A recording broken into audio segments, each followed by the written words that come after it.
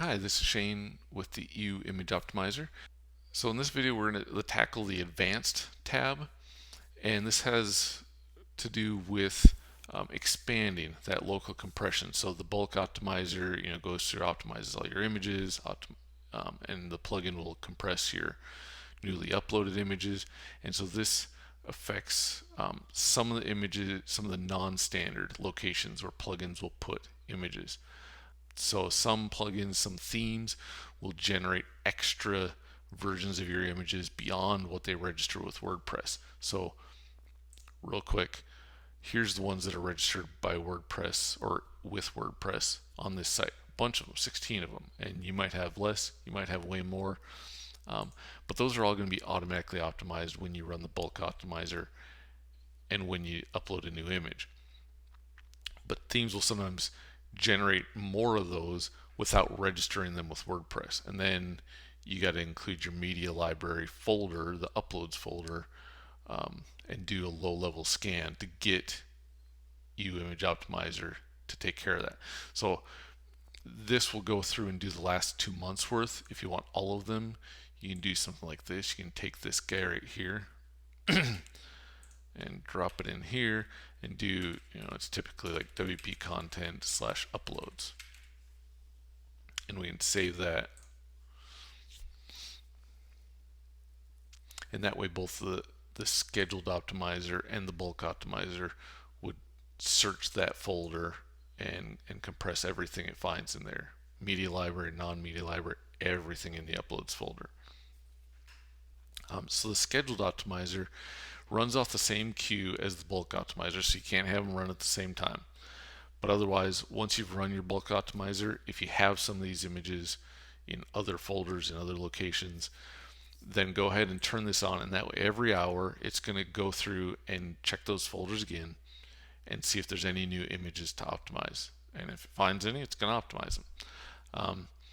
This, again, similar to this, except for it's only going to do the last 2 months worth, which is better for performance when you're using scheduled optimization. So if you have it tell it to scan the whole uploads and you got like 100,000 images, it might not finish in an hour just scanning the images, let alone optimizing them. So this limits the scope a little bit by saying, well, let's just do the last 2 months, or specifically this month and last month. Include originals. In WordPress, I think 5.5, they added a deal where you upload a huge image and it's going to scale it down to 2560 pixels. That's the width. And so if you upload something directly from your digital camera, that's going to scale it down, and it's going to keep the original. WordPress will. Our plugin doesn't. If you tell it to scale them down, with these settings here, max width, max height, but WordPress keeps those around. And so if you want those optimized and aren't interested in deleting them, just go ahead and tell the plugin to include those, and it'll do it. Both scheduled optimization and that is only applicable to the bulk optimizer, because the scheduled optimizer doesn't scan the media library itself. It scans the folders that you've told it to scan. So again, the folders to optimize, that's used for both the bulk optimizer and the scheduled optimizer. You put in the paths, they got to be the full absolute paths like this guy. This would be your entire site, to be everything on the site.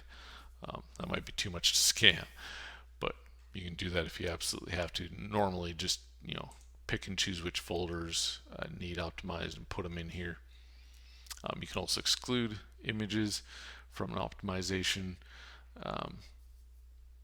This is specifically for the bulk. This is local optimization, bulk optimizer, scheduled optimizer. If you want to exclude stuff from EasyIO or lazy load, they've got their own exclusions that apply there, and you can use those. But if you want to exclude stuff from compression, from local compression, that's what this guy is for. And then there's some quality stuff on here, which is really cool. Sharpen images uses a little bit of extra CPU, but makes your resized images a lot clearer. And so that's something that you can enable. We don't generally recommend messing with the quality levels, but if you really need top level quality, you can mess with those. Don't put quality 100 in there if you're not sure why. Yeah, just click this guy, JPEG quality in WordPress, right there. It'll tell you all the ins and outs of JPEG quality. WebP quality is similar. AVIF quality starts out a lot lower if you have EasyIO.